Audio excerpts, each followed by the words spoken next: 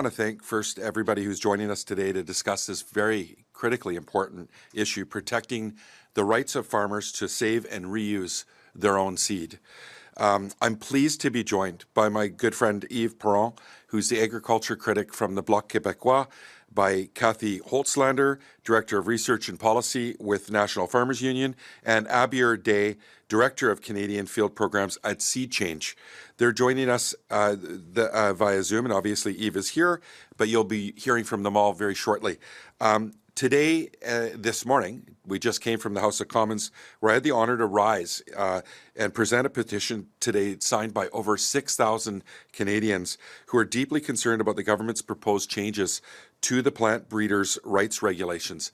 Now, we know that farmers, we've heard from them, they've been unequivocally clear that these changes would have a significant impact on their ability to grow food, protect their livelihoods, and strengthen food security in our country.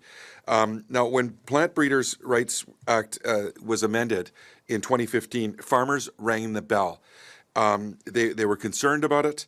The age-old right to save seed on their own farms was redefined as farmers' privilege, something that could be removed at the stroke of a pen. So that's why we're here today, ringing the alarm bell once again.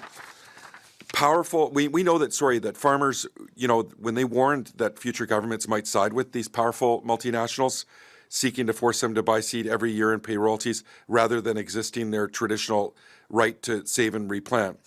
Farmers warned about this, and the Canadian Food Inspection Agency's proposed regulatory amendment does exactly that, what they warned against, beginning with fruit, vegetable, ornamental, and hybrid varieties. Now, thousands of Canadians, like I mentioned, these petitioners, they're calling on the government to put farmers first, to protect their right to save seed. They're also calling on Ottawa to say no to regulatory changes that would strip away farmers' privilege for new varieties of fruit, ornamental, vegetable, and hybrid plants.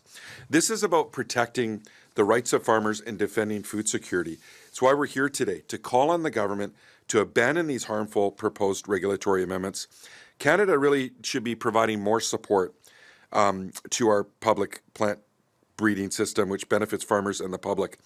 And farmers' privilege is key to food security and Canada's sovereignty. Ensuring farmers can reproduce crops on their own farms, even if supply chain or climate impacts restrict the supply of propagating material. This is critical, and I want to thank everybody who's joining us. And with that, it's my honor to turn it over to my good friend Yves Perron, the agriculture critic for the Bloc Québécois. And